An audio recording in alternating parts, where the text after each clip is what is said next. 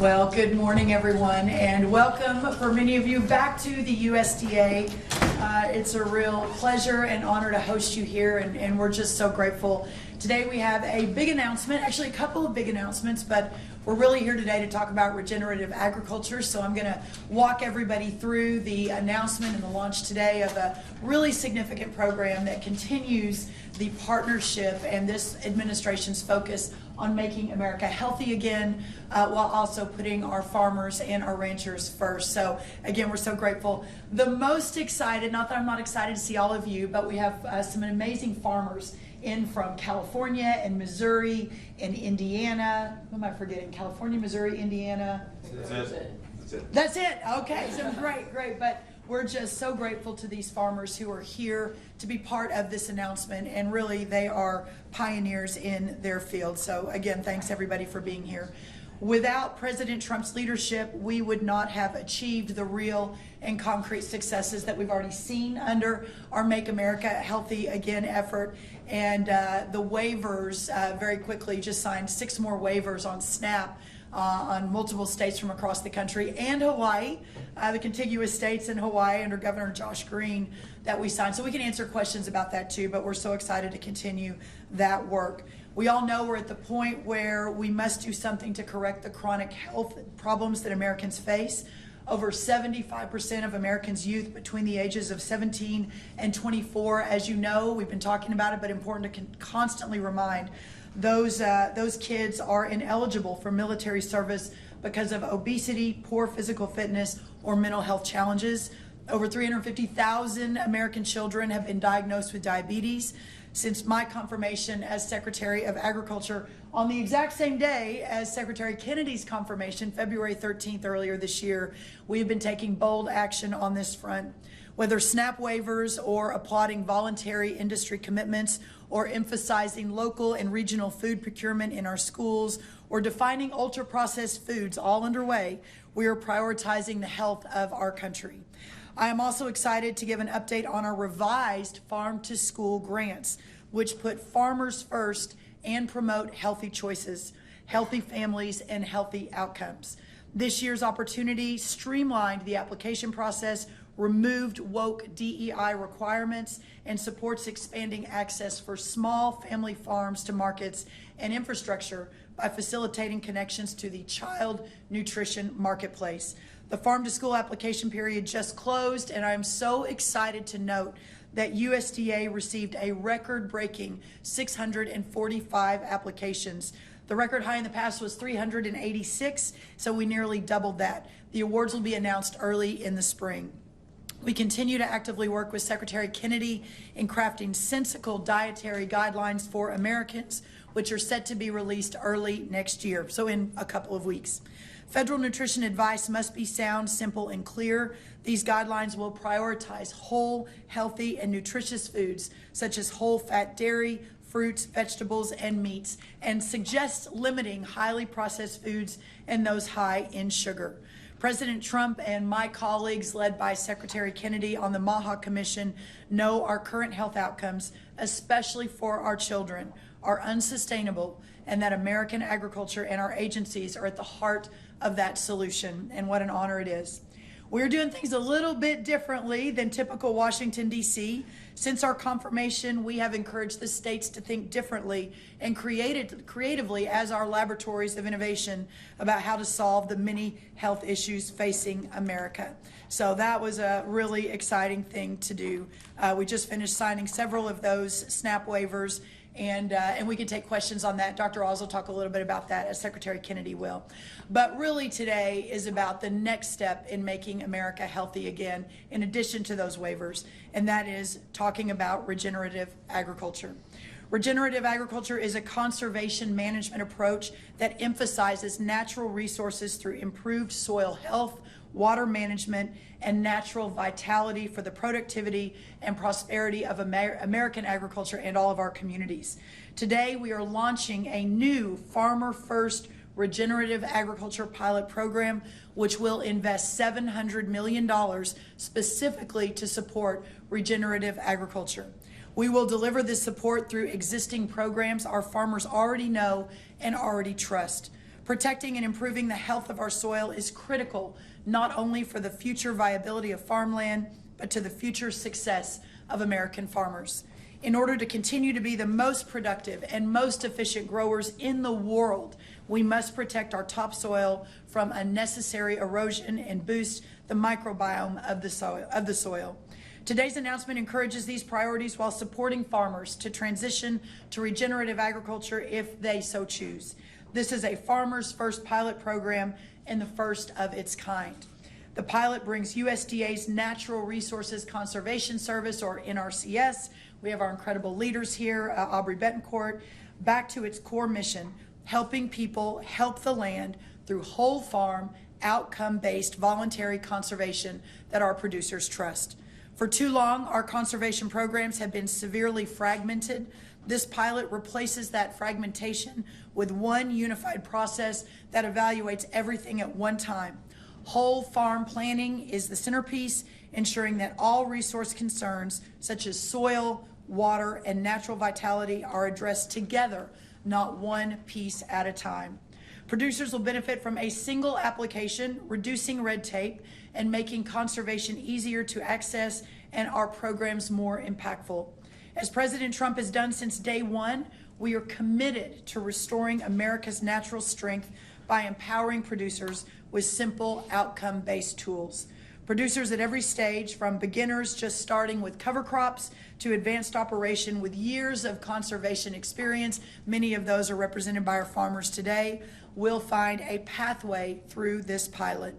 Each producer's results will be measured and credited back to the farmer through an outcomes report, recognizing and rewarding improvements they achieve on their own land. This initiative puts American farmers first as part of the solution to make America healthy again, but by supporting access to American-grown whole foods that are critical to addressing the chronic disease crisis nationwide.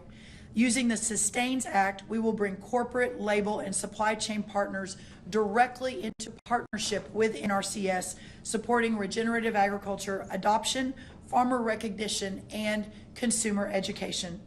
Because success depends on strong partnerships, we will expand work through our technical service providers and local organizations to meet demand. In addition, the Office of Urban Agriculture and Innovative Production, supported by their advisory committee, will extend regenerative priorities into cities and urban areas and urban communities across our great country, again aligning with the MAHA agenda. And many of those places in our country, as you know, are those that are facing the most severe crisis regarding nutritious foods and access to nutritious foods. This new pilot is about results that last. It will make our farms more productive, our land healthier, and our water cleaner.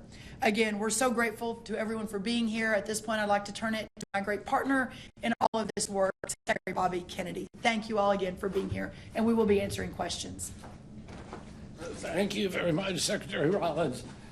This is the fulfillment of a promise that we made in the MAHA report, which we released 2.5 months ago, has 120 recommendations for how to transition, how to eliminate the chronic disease epidemic and transition to a healthier America.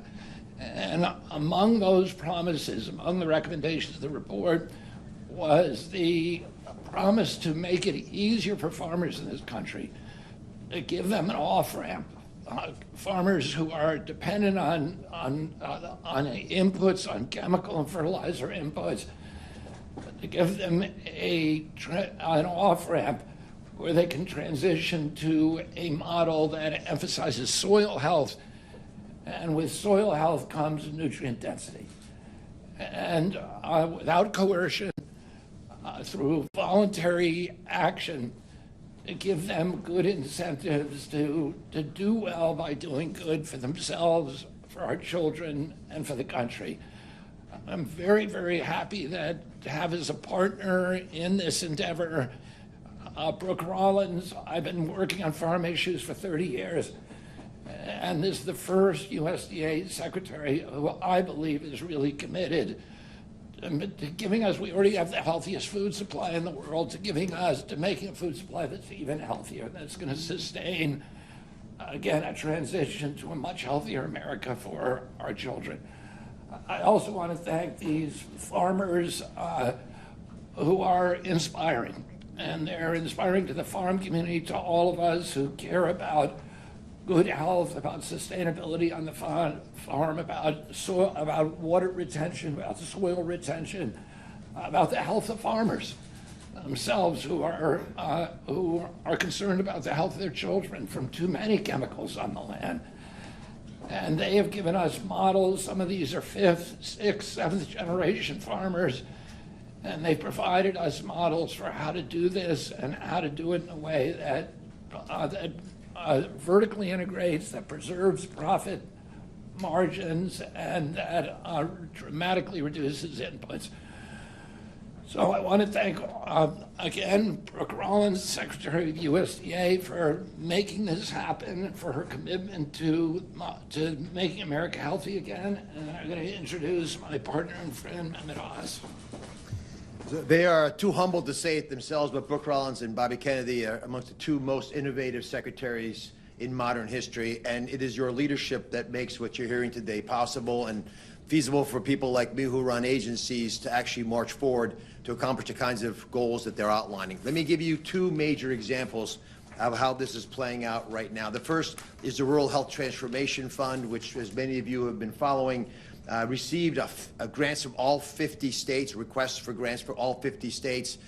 We have just started to get the scores back from grading these applications, which are done by outside experts, and we will allot all that money by the 31st of this month. One of the ways that you get the money is by applying for SNAP waivers.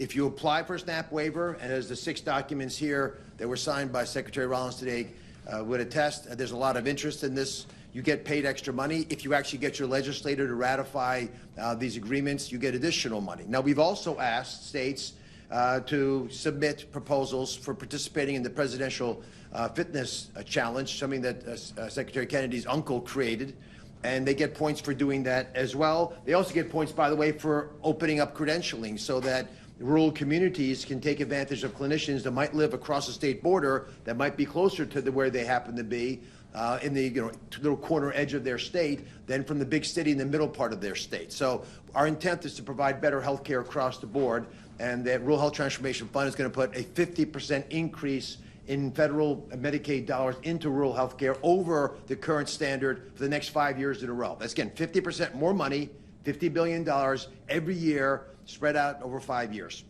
The second big issue is to build demand. As regenerative farming and other tools are coming to the forefront, and higher quality foods are quantitated with the plans that Secretary Kennedy is pushing forward with the dietary guidelines, we want to make sure there's a voracious appetite, metaphorically and in reality, for these tasty and nutritious foods. And eating those foods makes you healthier and will save the taxpayers money, because Medicare and Medicaid won't have to pay out so much in healthcare claims. You either pay for it in food or you pay for it in healthcare expenses. We therefore are pushing both in Medicaid and Medicare for clinicians to talk in their annual wellness visits with with kids if they're pediatricians, and with adults if they're primary care providers and general practitioners, and they get points, they get bonuses if they have these conversations teaching about healthy food. But it's even more provocative, I believe, now, is we have the ability to incentivize plans like Medicare Advantage plans, which cover 34 million Americans, to provide in the supplemental benefits that they give for chronically ill patients, which is now 34% of all beneficiaries. That's a doubling since last year. But they can't just give any food. They must give food that is nutritiously valuable to these chronic illnesses for the third of Americans who get them, and they have to meet the dietary guidelines, which will be released next year. So it allows us now to enhance the ability of purchasing, the U.S. government's purchasing power and insurance companies' purchasing power to support the changes that are being made by the Secretary of Agriculture. Brooke. Thank you, Dr. Oz. We've asked one of our farmers, Blake Alexander of California, a former state 4-H and FFA officer, and a multi-generational farmer. Blake, it's so great to have you. Just a couple of words from you. Alfalfa hay and dairy farmer, great to have you here. Thank you.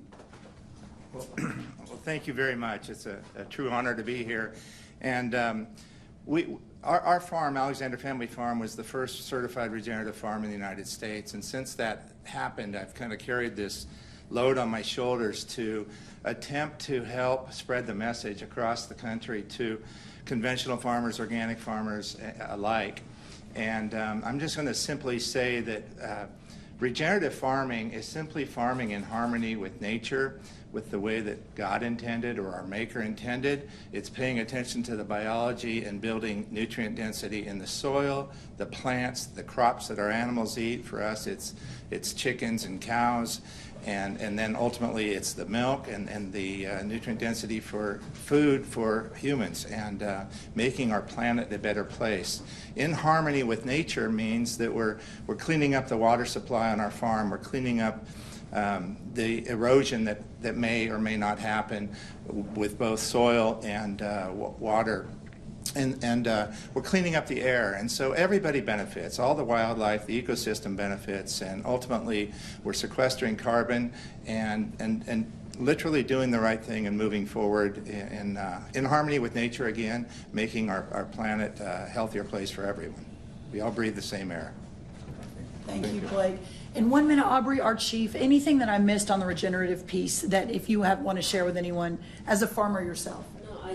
First of all, thank you again for your incredible leadership in moving this forward in a way that puts farmers at the center of this. This pilot is designed by farmers for farmers to incorporate that feedback from farmers, because farming in California and farming in Indiana are two different things, but this program is designed to utilize the NRCS suites of practices that our farmers know and trust, and allows them that flexibility to as the Secretary talked about, I'm going to say on-ramp into regenerative practices and incorporate that in a measurable way. And more importantly, and I think, Secretary, you covered it so well, it connects the producer and the work that they're doing on the farm, granting them the credit for that voluntary action of change of practice on their farm that then can transition into the supply chain, into the marketplace, and directly back to the consumer. This country is 6 generations separate from the land. And this is an opportunity for us to bridge that gap together, and again, by looking at this holistically from on-farm planning all the way through the supply chain to the consumer. And so we're looking forward to rolling out this program in a way that farmers know, can trust, working with the NRCS offices and staff across the country in almost every county of the country to provide that technical and financial assistance to them, and again, ensure that they are credited back and seen as the solution and not the problem. So thank you so much. Aubrey, thank you. And our great Undersecretary Richard Fordyce has joined us as well. All right, we'll take any questions. First up is Mike Pearson. Mike Pearson. Please state your name and outlet. Farm Progress. Farm Progress. There you are. Secretary Rollins, can you tell us what kind of criteria the NRCS will be using to assess these regenerative pilot projects? Yes, I'll let Aubrey answer all the specifics. She's been a warrior on this and working on it for months and months. The criteria is the same as it has and always been. It's EQIP and CSP. These are our standing programs that take year-round applications. There's actually, there's nothing new. It'll be the same application that our farmers know already. The difference is they'll be able to apply for multiple practice on a single application. What's important about that is it ties back to that whole farm plan. The idea being that we're going to look at all of the resource concerns on the property at one time instead of drive-by conservation, where we're only looking at maybe soil health here and maybe in a few years we're going to look at water management. No, it's going to come back to a plan. Let's start working the plan with the farmer. This means we've got to put our NRCS staff back out in the field where the farmer, where they belong, and we're making incredible efforts and investment in that as well. The Secretary has been a tremendous champion of that. But this is the same EQIP and CSP rolling contracts as we have all throughout the year. Thank you. Yes, sir. Hi, I'm Mark Heller, Evening News. Yes. Madam Secretary, I think I heard you mention urban agriculture and also technical assistance. Maybe you could expand a little bit on that. I don't think those are two things that the Office of Management and Budget really loves, but will the budget request protect them? I'll let Aubrey kind of speak a little bit to that, but clearly the urban part of this is important to this administration, understanding how we're realigning to ensure that the priorities and that we're focusing on what's important. But there is no doubt that those who are most affected by a inability to have access to nutritious foods, the dietary guidelines, let me say this, and then Aubrey, I'll let you answer the specifics. The dietary guidelines, this whole effort on making America healthy again, working on the SNAP, I'm thinking we now have 18 states, we've signed waivers, more coming by the day, the innovation that's happening. This is for all of America, but those that it will affect and benefit the most are those who are living in vulnerable communities in urban areas around this country and in vulnerable communities in the rural America as well. So making sure that we are building a system and an infrastructure that supports that as we're moving forward. USDA spends $400 million a day on 16 nutrition programs just across USDA. $400 million a day. You marry that to the new dietary guidelines, you marry that to these new programs, and all of government approach with a vision to make America healthy again, and certainly a focus in our urban areas is really important. Addressing the urban ag and innovative production component of that, we still have another year statutorily to operate that committee, and so we're utilizing it towards the president's priorities and the secretary's priorities as well. It has a huge and important part to that connection back to the consumer and the supply chain, and we're also very worried about, concerned about regional food systems. Both inside of urban, but even a broader piece of that. I think another component to that, which we're looking to integrate, is actually a tribal approach as well, through our tribal conservation districts and many of our tribal communities, and their food sovereignty is something that we're looking to integrate there. So we're marrying up existing statutory authority with our priorities and agenda. From a technical assistance perspective, this is the foundation of NRCS. 90 years ago, this country decided it was a priority that we keep farmers on the landscape farming to the best and highest ability that they can. Technical assistance is foundational to NRCS. It's something we are never going to stop doing, and we will always have a way to provide that. Yes, in the back, and then we'll come over here. Thanks so much for taking our questions. Marcia Brown with Politico. 2 quick questions. Can you clarify where the $700 million is coming from for the EQIP and CSP?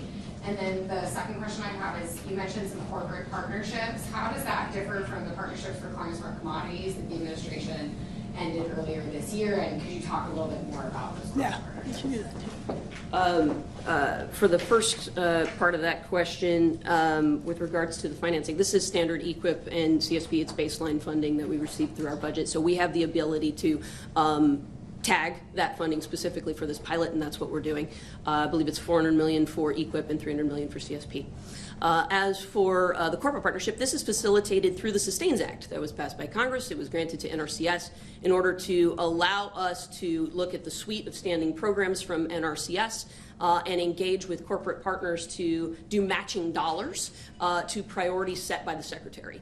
And so we are piloting that with EQIP and CSP specifically around regenerative agricultural practices because of the pull from the marketplace to integrate these into the supply chain and production. So we're really looking forward to being able to have those measurable results that the farmer has, that those companies can look to and match and leverage against our taxpayer dollars. I mean, this is a way of this is a new and innovative way of implementing conservation across the landscape and putting farmers first, not just from our perspective, but from the entire cultural perspective of the country. Excellent. We have time for one more. In the blue. Go ahead. Yeah, hi, Secretary Kennedy. I'm Isam Ahmed with AFP. You mentioned regenerative agriculture as an off-ramp from pesticide-based farming, which has obviously been an issue of great concern for MAHA supporters. Do you see the recent approvals of pesticides and PFAS chemicals as potentially threatening the sort of key pillar of support that has been there for President Trump in terms of the Obama movement? I don't think so. And we're in discussions with Lee Zeldin at EPA, and we're very, very confident of his commitment to make sure to reduce toxic exposures to the American people. All right, everybody, thank you again for being here today. Let me just clarify quickly, because I didn't list the states that we signed 30 minutes ago, my fault. Hawaii, Missouri, North Dakota, South Carolina, Virginia, and Tennessee. That'll obviously be in the press release. I know anyone trying to write that down. And we've already signed an additional other 12, Arkansas, Idaho, Indiana, Iowa, Nebraska, Utah, Louisiana, Florida, Colorado, Oklahoma, West Virginia, and Texas, both red and blue states. We're really proud of that. This team is an unprecedented example of how across our government the collaboration is historical. and working together. We're constantly in contact. We do a weekly call. This announcement today on regenerative agriculture, combined to more SNAP waivers, we'll have monthly events and announcements as we're moving toward, again, making America healthy again, getting nutritious foods to all Americans, and putting our farmers and ranchers first in all of that effort. So God bless you all. Merry Christmas. Happy New Year. Thank y'all so much.